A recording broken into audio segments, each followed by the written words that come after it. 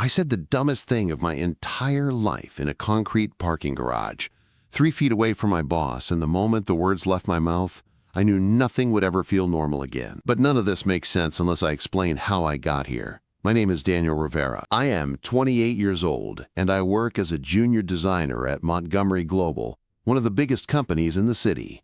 9 months ago, I signed divorce papers in a small coffee shop, while my ex-wife Amanda told me I was boring. She said I never took chances. She said I played it safe instead of really living. I sat there holding a paper cup that had gone cold, listening to someone who once loved me explain why she did not anymore. After the divorce, I stopped going home early. My apartment felt too quiet, too empty. Work became the only place that made sense. I showed up before everyone else and stayed long after the lights went out on most floors. I buried myself in designs and deadlines, telling myself that if I worked hard enough, I would not have to think about how badly my life had fallen apart. 3 months ago, everything changed. It was late, close to 10, and I was alone in a conference room fighting with a design mock-up that refused to work. Every version looked wrong. I rubbed my eyes, frustrated and tired, when the door opened behind me. Evelyn Montgomery walked in carrying 2 cups of coffee. She was the CEO of the entire company. 47 years old, short brunette hair, calm, confident, the kind of woman who made people straighten their backs just by entering the room. She set 1 cup next to me and said I was overthinking the foundation. Sometimes the simplest answer is the right one. I must have looked confused because she smiled and pulled out a chair. For 10 minutes, she walked me through what I was missing. Her explanation was clear and easy, and suddenly the design made sense. When I thanked her, she waved it off. She said she liked watching people solve problems. It reminded her why she started the company. That should have been the end of it. It was not.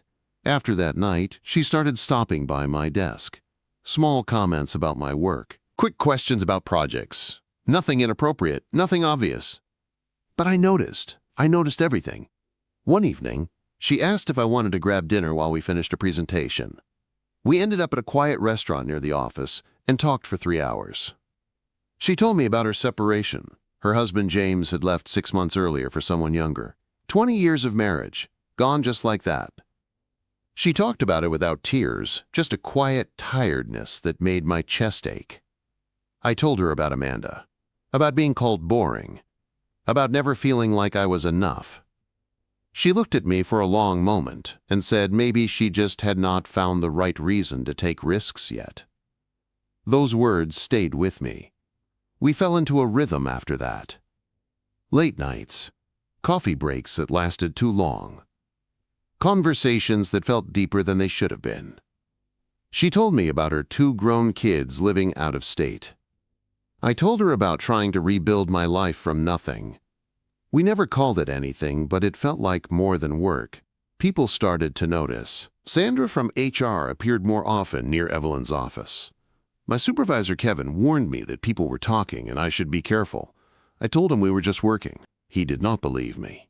Then came the night everything broke open. We had just finished a major presentation, and the client loved it. Evelyn asked me to help carry the boards to her car. The parking garage was quiet, our footsteps echoing off the concrete walls. We loaded the boards into her trunk, and she turned to thank me. I do not know what happened in my head. Maybe I was tired. Maybe I was finally brave for once in my life. I smiled and said that if we were the same age, I would steal her away tonight to celebrate. I meant it as a joke, a harmless comment, something to make her laugh. She did not laugh. Her expression changed into something I could not read. She stepped closer, close enough that I could smell her perfume. Soft, clean, expensive. She lowered her voice and whispered words that stopped my heart. Then, pretend I am yours. My breath caught. My body forgot how to move. Over her shoulder, I saw Sandra from HR about 20 feet away, frozen in place, staring at us like she had just seen something illegal. Evelyn noticed too. Her whole body went tense. She said we needed to go back to her office. It was not a question. We walked to the elevator in silence. I could feel Sandra's eyes burning into my back. Inside the elevator, the doors closed with a heavy thud, and the quiet felt unbearable as we rose toward the executive floor. Neither of us spoke. When the doors opened, we walked down the empty hallway to her office. She unlocked the door and closed it behind us. The sound of the lock clicking into place echoed louder than it should have. Her office looked different at night. City lights filled the windows. The room felt smaller, heavier. She stood near her desk and finally spoke. Her voice was careful, controlled. She said Sandra had seen us. She said by morning, people would talk.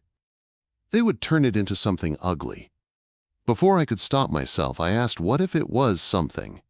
She laughed softly, but it sounded sad. She said I was 28 and recently divorced. She said rumors could destroy my career and everything she had worked for. She walked me to the door. Her hand brushed my arm for just a second. She told me to go home. I was halfway across the garage when she called my name. I turned and saw her standing in the doorway, backlit by the building lights. She asked where we would go if tonight was real. My throat went dry.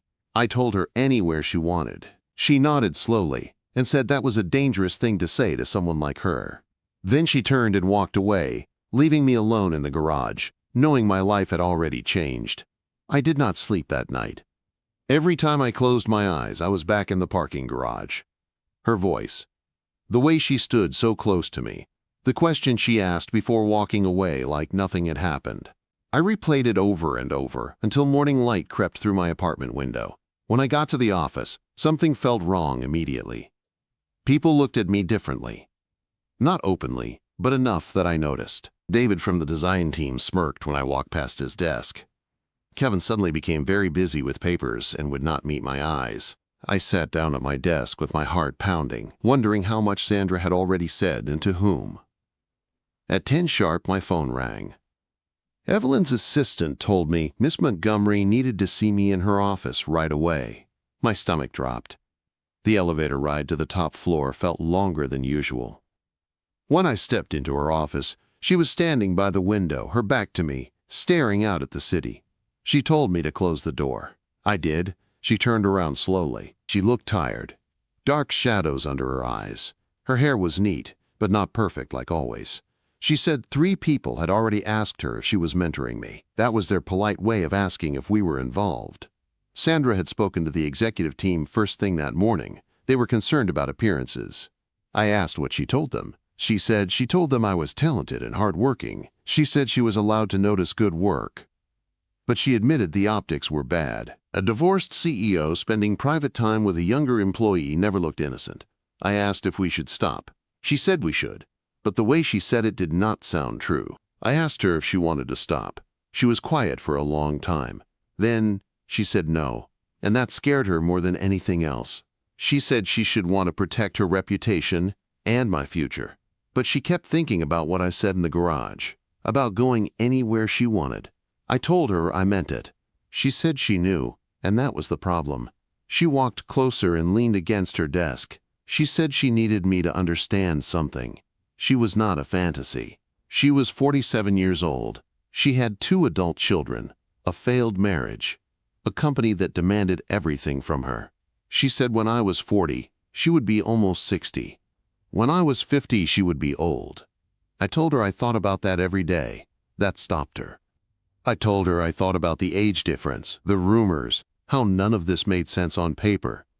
And then I thought about how talking to her was the best part of my day. How she was the only person who made me feel like maybe I was not boring, like maybe Amanda was wrong about me.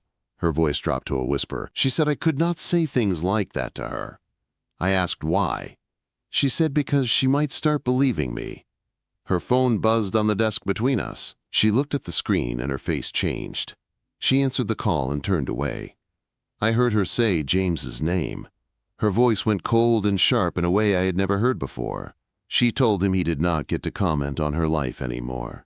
Then she told me to leave. I went back to my desk feeling hollow. The rest of the day passed slowly. I kept glancing toward her office, but the lights were off by evening. 3 days went by like that. We only spoke through short emails about work. Nothing personal, nothing warm. I saw her in meetings, but she never looked my way. It felt like losing something I never officially had.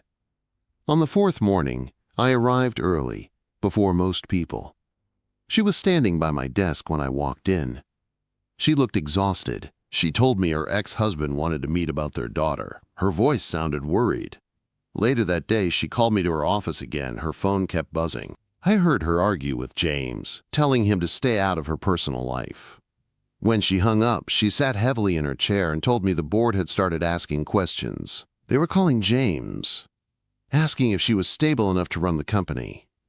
My chest tightened. I told her they could not do that. She said they could if they thought her judgment was compromised. I asked if it was. She looked at me for a long time. Then she said yes. And that scared her more than anything James could threaten. The next few days were tense. Kevin warned me again that partners were watching. David whispered rumors in the break room. Every look felt loaded with meaning. On Thursday morning, I arrived early again. The office was quiet. I was staring at designs I could not focus on when I heard footsteps. Evelyn sat on the edge of my desk without saying anything at first. She said she was tired of being afraid, tired of making herself smaller for other people. She said she had spent years apologizing for being successful. Then she took my hand. She told me she was falling for me. The words felt heavy and fragile at the same time. She said if we did this for real, it would cost us. The board, my career, her reputation, her family. I asked her what she wanted. She said she wanted to stop hiding. When the office began to fill with people, she stood up and told me she should go. Before leaving, she turned back and said her daughter was flying in this weekend. She wanted to meet me. My heart started racing. Nothing about this was simple anymore. And somehow, I knew it was only going to get harder from here. I did not know what scared me more, meeting her daughter or the fact that Evelyn did not seem afraid of it at all. The rest of that week felt heavy. Every sound in the office made me tense. Every whisper felt like it was about us, even when it probably was not. Evelyn and I stayed professional in public. Emails, meetings, polite distance. But when our eyes met, there was something new there, something decided. Friday evening came faster than I expected. Evelyn told me her daughter's name was Claire. 25, smart, protective. She said Claire had grown up watching her fight for every inch of success she had. She warned me that her daughter would not be gentle with questions. We met at a small restaurant across town where no one from work would recognize us. When Claire walked in, I knew immediately she was Evelyn's daughter. The same sharp eyes, the same straight posture. She looked at me like I was a problem she needed to solve. We ordered food, but I barely touched mine. Claire asked me why I was with her mother. She asked if I understood how this could hurt Evelyn's career. She asked if I thought this was some kind of phase. I answered honestly. I said I cared about her mother. I knew people were already talking. I knew this was risky, but I was not planning to walk away. Claire watched my face carefully, like she was deciding if I was lying. Then she turned to Evelyn and asked one simple question. Was she happy? Evelyn paused. Then she said yes, more than she had been in a long time. Claire sighed softly. She said she was happy for her mother. Then she looked at me and told me if I hurt Evelyn, she would make sure everyone at Montgomery Global knew exactly who I was. I believed her. After lunch, Evelyn and I walked by the harbor. The air felt lighter. She leaned against me, and for the first time in days, she looked relaxed. She thanked me quietly. I asked why. She said for not running when things got complicated. That night, she invited me to her place for dinner. The door was unlocked when I arrived. She was in the kitchen cooking, music playing softly. She smiled when she saw me and said she did not think I would actually come. I told her I always meant what I said. We ate together at her small table. She told me her son had called earlier. He was cautious, but willing to give me a chance. She said we were both proving something. That age was just a number. That fear did not get to decide everything. Later, we sat on the couch talking until the room grew quiet. She fell asleep with her head on my shoulder. I stayed awake, listening to her breathe, thinking about how far we had come from that first night in the conference room. Monday morning, the office felt different. Sandra watched us from the hallway, but Evelyn did not lower her voice or close her door anymore. She acted like she had nothing to hide. Kevin pulled me aside and asked if I was really ready to risk my career. I told him I was ready to risk it for something real. That afternoon, Evelyn held a meeting with the partners. I was not there, but the tension was everywhere. When she came out, she looked tired but strong. She stopped at my desk and asked me to walk with her. We went back to the parking garage where this all started. She told me she had told them the truth. That she was not apologizing for being happy, that they could question her, but they could not deny her results. I pulled her close, not caring who saw us. She said this was only the beginning. It was going to get harder before it got easier. I told her then we would face it together. As we stood there under the harsh lights, I realized something. Love did not ask for permission. It did not care about titles or age or rumors. That night, sitting next to her in her quiet home, I knew we had crossed a line we could never uncross. And whatever came next, there was no turning back. The calm did not last.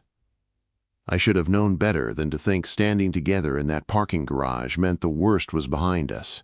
It only meant we had finally been seen. By Tuesday morning, the whispers were louder. They followed me down hallways. They stopped when I walked into rooms. David no longer even tried to hide his smirk.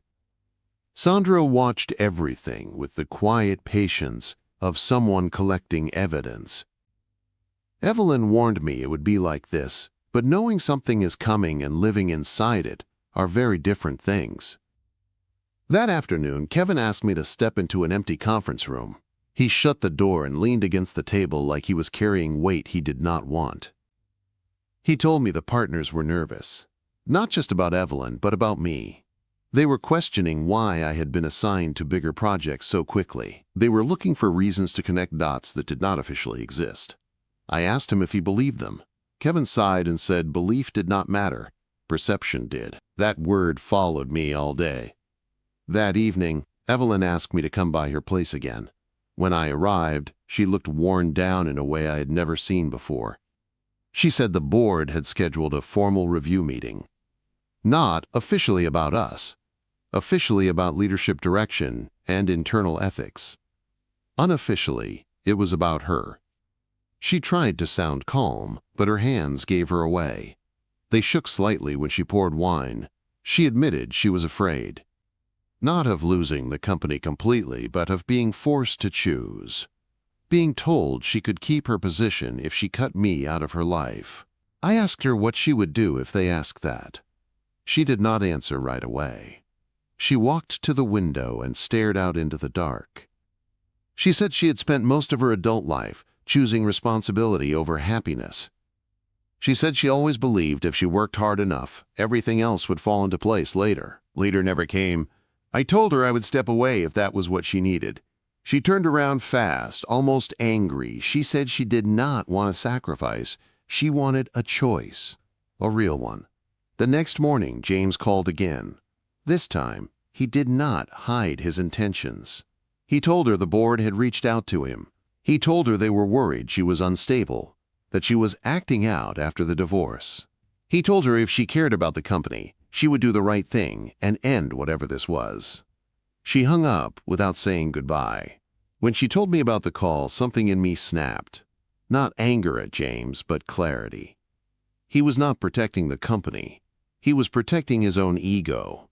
The idea that she could move on without him terrified him. 2 days later, the board meeting happened.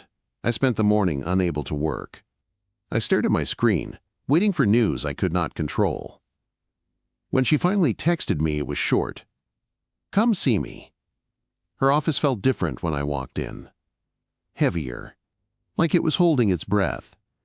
She told me the board had been divided. Some wanted boundaries drawn immediately.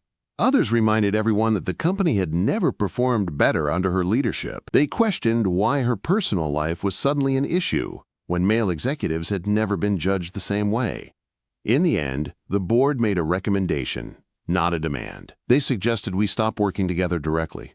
Separate teams. Clear distance. They framed it as protection for both of us.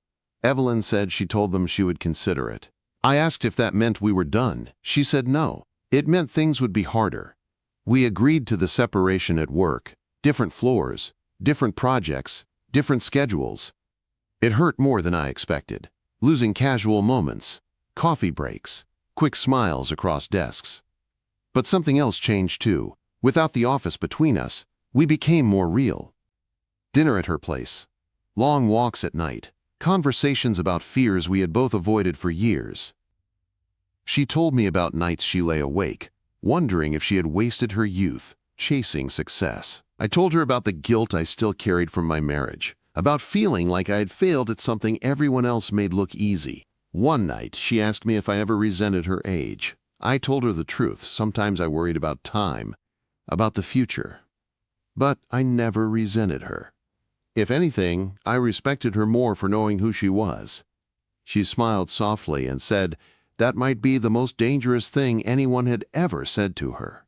Then the anonymous complaint arrived. HR sent an email requesting a formal statement from both of us. Someone had accused Evelyn of favoritism and emotional involvement with a subordinate. Sandra did not need to say her name. Evelyn closed her office door and sat across from me, eyes steady but tired. She said this was the moment everything could fall apart. Investigations had a way of turning feelings into facts and assumptions into records. I asked her if she regretted it. She shook her head slowly. She said regret came from not choosing. She had chosen. So had I.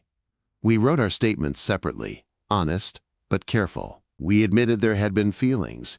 We stated clearly no decisions had been influenced by them. It felt strange turning something so personal into formal language. The waiting was the worst part. Days passed with no answers, no updates, just silence. Then, one evening, she called me and asked me to come over. When I arrived, she pulled me into a hug so tight it felt like she had been holding her breath all day. HR had closed the complaint. No evidence, no violation, no further action. She laughed and cried at the same time. She said this did not mean safety. It just meant survival. As we sat together on her couch, I realized something important. This was not a fantasy anymore. It was not stolen moments or dangerous whispers. It was choosing each other again and again, even when it scared us. And I knew then that whatever came next would test us even more than before. The investigation ending should have felt like relief. Instead, it felt like standing on the edge of something even bigger. Nothing was officially wrong anymore, but nothing was easy either. The office settled into a new kind of quiet. People stopped whispering so openly, but they watched more closely. Every meeting, every decision, every move Evelyn made carried extra weight now. We kept our distance at work like we promised. Different floors, different teams, polite nods in hallways instead of long looks. It hurt in a way I had not expected. Losing her in small daily moments was harder than facing rumors. Outside the office, we became closer than ever. Evenings at her place turned into a routine. She cooked. I washed dishes. We talked about nothing and everything. She told me stories about starting the company with borrowed money and too much confidence. I told her about my childhood, about growing up learning to stay quiet and safe. One night she asked me if I ever wondered what my life would look like if I had not met her. I told her honestly that it would probably be easier. She nodded like she already knew. She said easier was not the same as better. The board did not let go so easily. A month later, Evelyn told me they wanted her to start thinking about succession planning. It was not urgent, they said, just responsible leadership. She was 47, not retiring, but the timing felt intentional. They were reminding her that nothing lasted forever. She pretended it did not bother her, but I saw it in the way she went quiet afterward. She worried that choosing happiness had put an expiration date on her career. That one personal decision might define how people remembered her. I asked her if she would choose differently if she could go back. She said no. She said she had spent too many years doing everything right and still ending up alone. She refused to believe that love was a mistake just because it was inconvenient. Then my own life started pushing back. Amanda called one evening out of nowhere. She said she had heard through mutual friends that I was seeing someone older. She laughed like it was a joke. She asked if I was having some kind of crisis. I told her I was happier than I had been in a long time. She went quiet. Then she said she never expected me to be the one taking risks. She said she hoped I did not get hurt. After the call, I sat there staring at my phone, realizing how much I had changed. The real test came a week later. Evelyn was invited to speak at a national leadership conference. It was a big deal. Media, investors, press. The kind of event that shaped reputations. She told me the board strongly suggested I not attend. Not because I was not welcome, because I was visible. She hated that suggestion more than anything else they had said so far. She said they were asking her to hide the part of her life that made her feel human. I told her I would stay away if that was what she needed. She looked at me and asked if I was always going to offer to disappear for her comfort. That question stayed with me. The night before the conference, she barely slept. She paced her living room, worrying about questions she might be asked. About photos, about rumors resurfacing.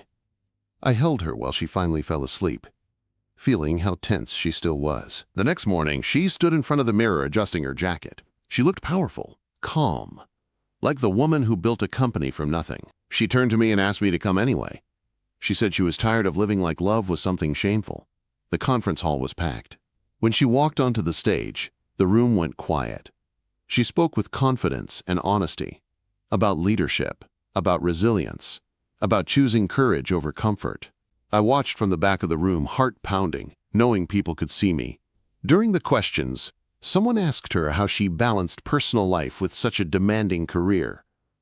She paused. Then she said she had learned that success meant nothing if it required erasing parts of herself. That strong leadership did not come from isolation, but from connection. People applauded. Later, a journalist asked if the rumors about her personal life were true. The room froze. Evelyn smiled calmly and said she did not discuss private relationships, but she would never apologize for being human. That was the moment I knew there was no going back. That night, back at her place, she cried for the first time since I had known her, not from fear, from release. She said she felt free in a way she never had before. I held her and realized we were no longer fighting to survive this. We were fighting to live it openly. And that scared me more than anything else had so far. After the conference, nothing exploded the way I expected it to. There were no urgent calls from the board, no emergency meetings, no public statements. Just a quiet shift, like everyone was deciding how to move forward without pretending they had not seen what they saw. Evelyn went back to work the next Monday like always. Calm, focused, unapologetic. So did I. Sandra stopped watching us so closely. David found something else to gossip about. Kevin never said it out loud, but the tension in his shoulders eased. The company did not fall apart. The clients did not leave. The world did not end.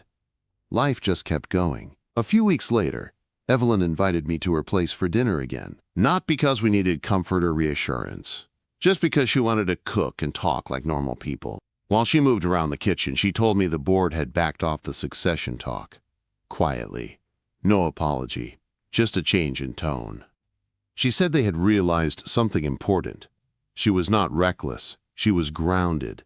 And the company was still thriving. I asked her how that made her feel.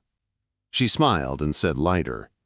After dinner, we sat on the balcony watching the city glow beneath us. She leaned into me and said something that surprised me. She said she was scared of becoming comfortable again, of forgetting how hard it had been to choose this. I told her comfort did not have to mean complacency. She laughed and said I sounded wiser than my years. Time passed, months, not days. The office adjusted. Our relationship stopped being a headline and became background noise. New rumors replaced old ones.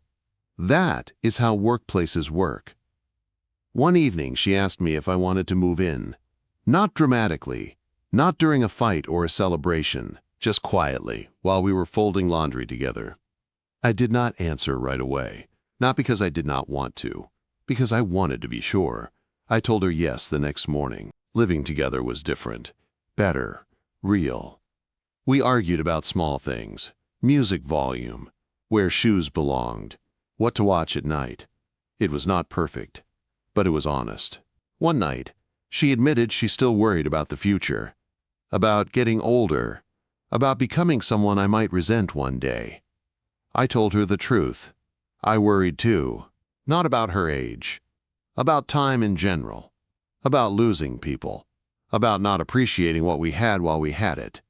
She held my face and said maybe that was the point, loving something, because it is not guaranteed. A year after the parking garage, we went back there together. Same concrete walls, same echo, same lights humming overhead. She stood where she had stood that night and asked me if I remembered what she whispered to me.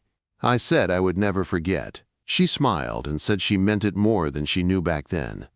I asked her if she would still say it now. She stepped close and said she did not need to pretend anymore. Standing there, I thought about the man I had been a year ago. Afraid, safe, quiet, trying not to be seen. I thought about Amanda calling me boring. I smiled, because maybe I had been. But I was not anymore. Love did not fix everything. It did not make life simple or quiet or easy. It made it fuller, louder, riskier, and worth it. When I look at Evelyn now, I do not see my CEO. I do not see an age gap or a scandal or a risk. I see the woman who taught me that playing it safe can cost you more than taking a chance ever will. And if I had to stand in that garage again knowing everything I know now, I would still say the same thing. This time without joking. This time without fear. Because choosing her was the bravest thing I have ever done.